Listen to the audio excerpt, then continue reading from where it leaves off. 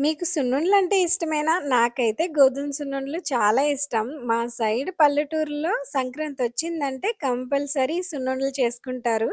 అంటే సంక్రాంతి అంటేనే సున్నుండలు, సున్నుండలంటేనే సంక్రాంతి అన్నట్టుంటుంది అటు సైడు. అంటే ప్రతి ఇంట్లోని కూడా సున్నుండలు కంపల్సరీ చేసుకుంటారు. మీకీ రెసిపీ కావాలితే చెప్పండి. మా సైడ్ పల్లెటూరులో సున్నుండలు ఎలా చేసుకుంటారో డీటెయిల్డ్‌గా ఫుల్ వీడియో తీసి పెడతాను. ఎలాగో 2 మంత్స్‌లో సంక్రాంతొస్తుంది కదా! మా స్టైల్‌లో సున్నుండలు చేసేసుకుందాం.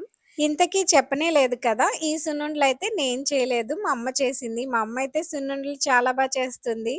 మా అమ్మ సున్నుండల పౌడర్ మొత్తం ప్రిపేర్ చేసి పంపితే, ఆ సున్నుండల పౌడర్‌లో నేను నెయ్యిని వేడి చేసుకొని, కలుపుకొని ఉండలు నొక్కుకుంటున్నాను అంతే. ఫస్ట్ కలిపిందైతే మినప సున్నుండలు బెల్లంతో చేసినవి. ఇంకా ఇప్పుడు కలుపుతుందైతే గోధుమ సున్నుండలు పంచదారతో చేసింది. అందుకని నాకు గోధుమ సున్నుండలు, మా జష్యూకి మినప సున్నుండలు. నాకైతే గోధుమ సున్నుండలు చాలా ఇష్టం.